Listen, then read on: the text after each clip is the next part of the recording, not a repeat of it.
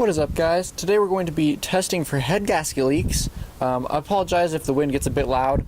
I can't control the weather, but let's go ahead and get right to it. So what I've got here, if we'll focus, right there is a head gasket testing unit. It's called a block tester. This is a kit I got off of Amazon. It was about $35, I believe. It comes with some dye and then this kind of syringe thing and a bulb that you kind of squeeze air through it. So what we're going to do is we're going to start our car up and we're going to go ahead and stick the testing unit and stick this part right here where our cap goes. And we're going to go ahead and fill it with some dye to this allocated mark right there.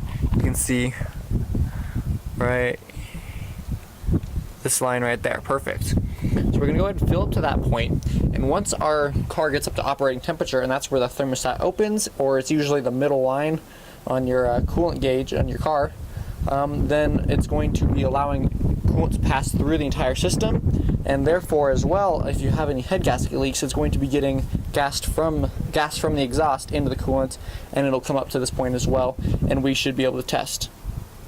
So that's what we're going to do. We have to go ahead and start the car up and get it to operating temperature, so let's go ahead and do that.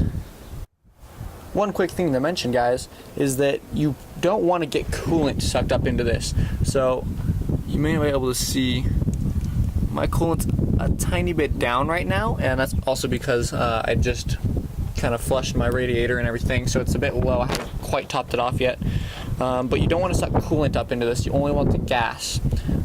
So if you have to, go ahead and take a little bit out using a syringe or some other way, or you can just drain a little bit from the bottom of the radiator, but you don't want coolant getting up there.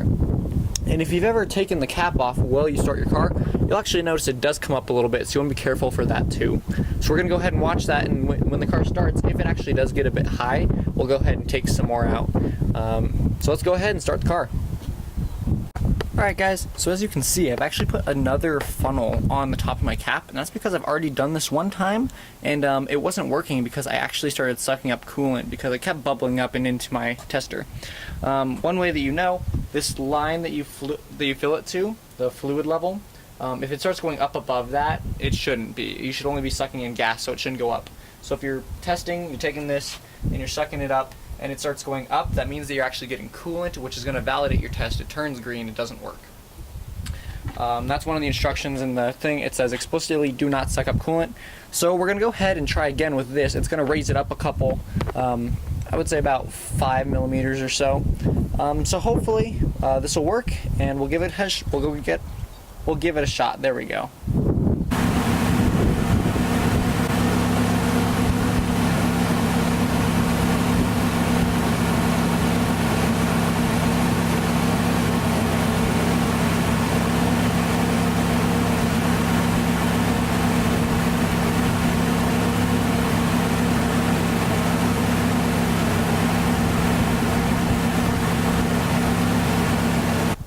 Alright guys, well if you can see, we just finished our test, and let me see if I can hold this up to the light real quick.